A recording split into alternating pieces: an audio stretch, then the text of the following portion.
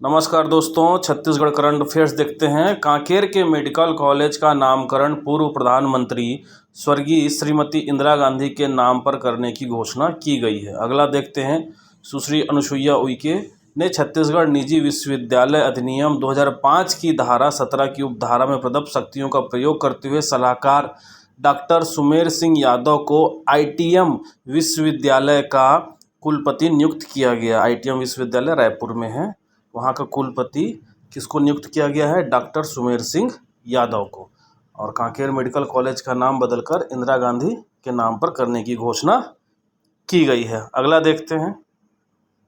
राष्ट्रीय बाल विज्ञान कांग्रेस का आयोजन 27 से 31 जनवरी तक गुजरात के council of science and technology और विज्ञान एवं प्रौद्योगिकी विभाग, भारत सरकार के द्वारा अहमदाबाद में किया गया था। छत्तीसगढ़ के 16 बाल वैज्ञानिकों को आयोजित राष्ट्रीय बाल विज्ञान कांग्रेस में प्रस्तुत शोध कार्यों को विशेष सराहना मिली है। साथ ही राज्य स्तरीय बाल विज्ञान कांग्रेस से चयनित 2 बाल वैज्ञानिक अनमोल मालवीय और कुमारी हर्षिता राठिया ने नागपुर, महाराष्ट्र में 3 से 7 जनवरी को आयोजित 108वीं इंडियन साइंस कांग्रेस में अपना शोध परियोजना प्रस्तुत किया है। तो ये 2 आयोजन हुए हैं। एक तो राष्ट्रीय बाल विज्ञान कांग्रेस का आयोजन गुजरात में और 108वीं इंडियन साइंस कांग्रेस नागपुर में हुई थी। अगला देखते हैं। जाजल्य लोक महोत्सव एवं एग्रीटेक कृषि मेला 2023 का जिला मुख्यालय जांजगीर चांपा में रंगारंग सांस्कृतिक कार्यक्रम के तहत संपन्न हुआ। जांजगीर जिला को कोसा, कांसा, कंचन के नगरी के रूप में भी पहचाना जाता है। तो जाजल्य देव जो लोक महोत्सव है वो कहाँ होता है? जांजगीर चांपा जिले में होता है। 2 अक्टूबर महात्मा गांधी के जयंती के दिन सभी जिलों के प्रदेश स्तरीय महात्मा गांधी ग्रामीण औद्योगिक पार्क रीपा का शुभारंभ किया गया था। रीपा जो है वो बहुत खबरों में है, इससे प्रश्न बनेंगे, तो ये याद रखिएगा। कब इसका शुरुआत हुआ था? 2 अक्टूबर महात्मा गांधी के जयंती के दिन। अगला देखते हैं। प्रत्येक वर्ष 2 फरवरी को विश्व आर्द्रभूमि दिवस मनाया जाता है। सबको पता है, आर्द्रभूमि में झीलों, दलदलों, मैंग्रोव, नमक पेन, ज्वारी, फ्लैट और जलाशयों जैसे प्राकृतिक और मानवीय निर्मित दोनों स्थल शामिल किए जाते हैं। इस वर्ष के विश्व आर्द्रभूमि दिवस का विषय है आर्द्रभूमि बहाली है। विशेष देखते हैं। छत्तीसगढ़ में कुल 35,534 वेटलैंड हैं। स्थानीय पक्षियों के रहवास विकास को देखते हुए छत्तीसगढ़ के 27 वेटलैंड में सर्वे कराया जा रहा है। तो विशेष ये है, छत्तीसगढ़ में कुल 35,534 वेटलैंड हैं और स्थानीय पक्षियों के रहवास के विकास को देखते हुए छत्तीसगढ़ में 27 वेटलैंड में सर्वे कराया जा रहा है। अगला देखते हैं। राज्य सरकार द्वारा पूर्व मुख्य सचिव और रेरा के पूर्व चेयरमैन विवेक ढांड को छत्तीसगढ़ राज्य नवाचार आयोग का अध्यक्ष नियुक्त किया गया है। अब ये नवाचार आयोग होता क्या है वो देखते हैं। प्रशासनिक नवाचारों तथा जन कल्याणकारी योजनाओं के प्रभावी क्रियान्वयन के लिए राज्य सरकार को सुझाव देने के उद्देश्य से छत्तीसगढ़ राज्य नवाचार आयोग का गठन किया गया है। तो विवेक ढांड जी जो हैं वो नए नवाचार आयोग के अध्यक्ष नियुक्त किए गए हैं। अगला देखते हैं।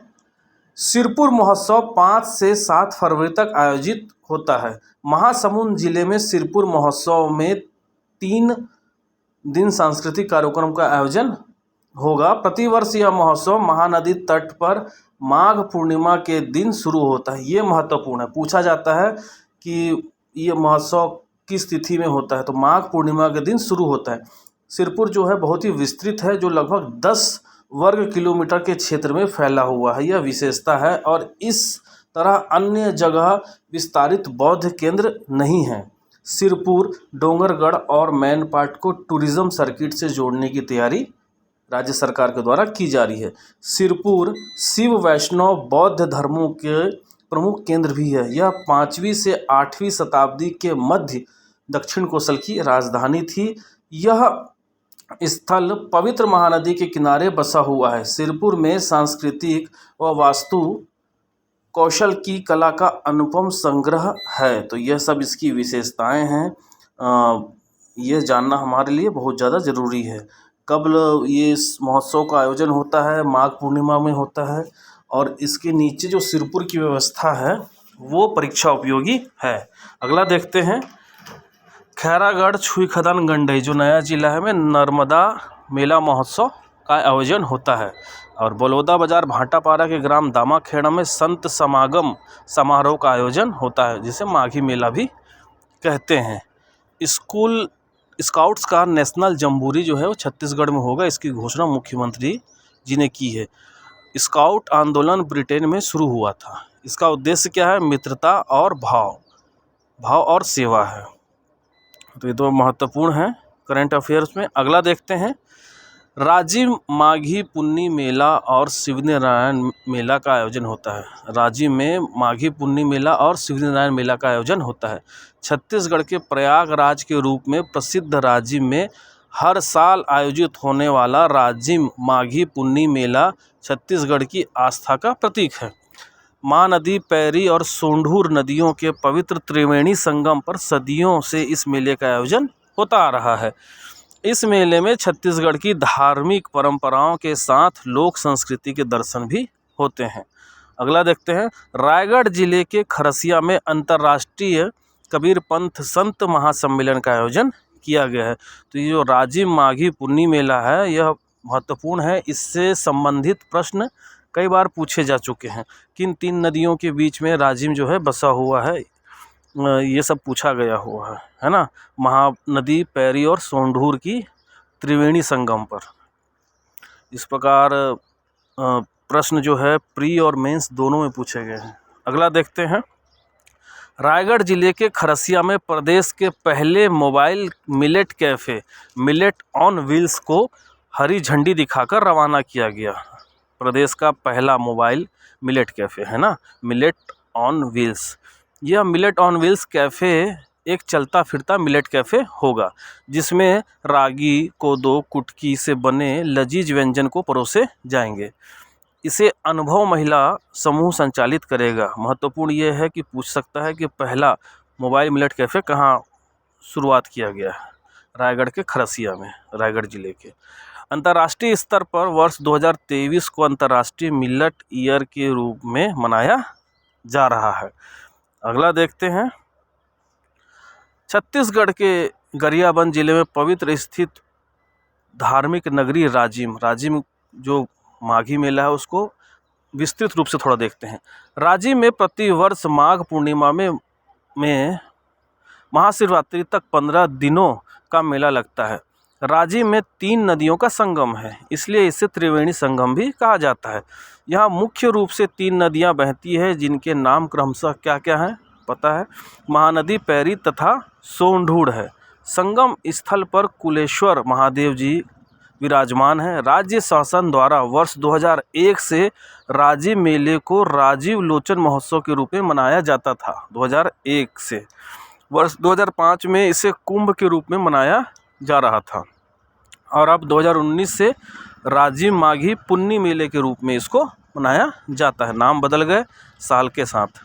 मेला की शुरुआत कल्पवास से होती है। पखवाड़े भर पहले से श्रद्धालु पंचकोसी यात्रा प्रारंभ कर देते हैं। पंचकोसी यात्रा में श्रद्धालु पटेश्वर, फिंगेश्वर, ब्रह्मणेश्वर, कोपेश्वर तथा चंपेश्वर नाथ के पैदल भ्रमण कर दर्शन करते हैं। 101 किलोमीटर की यात्रा का समापन होता है और माघ पूर्णिमा से मेले का आगाज होता है। इस वर्ष 5 फरवरी माघ पूर्णिमा से 18 फरवरी 2023 महाशिवरात्रि तक राजिम माघी पुन्नी मेला आयोजित किया जा रहा है। राजिम गरियाबंद जिले का एक तहसील है। राजिम मुख्य रूप से भगवान श्री राजीव लोचन जी के मंदिर के कारण प्रसिद्ध है। राजिम का यह मंदिर 8वीं शताब्दी का है। अगला देखते हैं। हाफ बिजली बिल योजना, यह छत्तीसगढ़ शासन की एक योजना है। इसके तहत क्या क्या हुआ है अभी तक देखते हैं। छत्तीसगढ़ राज्य में 65 लाख से ज़्यादा परिवारों को रियायती बिजली बिल का लाभ मिल रहा है। हाफ बिजली बिल योजना से लाभान्वित 41.94 घरेलू बिजली उपभोक्ता हैं। 16.8 8.2 लाख BPL बिजली उपभोक्ता हैं। 6.26 लाख से ज़्यादा किसान शामिल हैं इस योजना के तहत। हाफ बिजली बिल योजना के अंतर्गत उपभोक्ताओं को प्रति माह की 400 यूनिट तक की बिजली की खपत पर प्रभावशील विद्युत की दर से आधार पर आधे बिल, है ना, आधा बिल लगता है कि छूट दी जा रही है। कृषक जीवन ज्योति योजना के तहत किसानों को 3 अश्वशक्ति तक कृषि पंप के बिजली बिल में 6000 यूनिट प्रति वर्ष तथा 3 से 5 अश्वशक्ति के कृषि पंपों के बिजली बिल में 7500 यूनिट प्रति वर्ष की छूट दी जा रही है। अनुसूचित जाति अनुसूचित जनजाति वर्ग के किसानों द्वारा खेती में उपयोग की जा रही बिजली बिल को निःशुल्क रखा गया है। BPL बिजली उपभोक्ताओं को प्रति माह 30 यूनिट बिजली निःशुल्क दी जा रही है। तो ये छत्तीसगढ़ की सरकार की जो बिजली बिल हाफ बिजली बिल योजना चली है, उसके तहत अलग अलग श्रेणी में जो है छूट दी जा रही है। उसी का ये लेखा जोखा है जो महत्वपूर्ण है। अगर आपको ये चैनल अच्छा लग रहा है तो ज़रूर इसको सब्सक्राइब कर दें। आगे देखते हैं। छत्तीसगढ़ में स्कूल शिक्षा के क्षेत्र में निकलर ऐप द्वारा पढ़ाई कराने के लिए CSI ने छत्तीसगढ़ के स्कूल शिक्षा विभाग को प्रतिष्ठित उत्कृष्टता पुरस्कार से नवाजा है। छत्तीसगढ़ को यह अवार्ड 25 मार्च को नेताजी सुभाष चंद्र प्रौद्योगिकी विश्वविद्यालय नई दिल्ली में आयोजित होने वाले ई-गवर्नेंस कार्यक्रम में प्रदान किया जाएगा। तो ये एक और छत्तीसगढ़ के लिए जो है प्रतिष्ठा की बात है, जो एक और शिक्षा के क्षेत्र में इनाम मिलेगा। धन्यवाद। चैनल को लाइक शेयर सब्सक्राइब जरूर करें।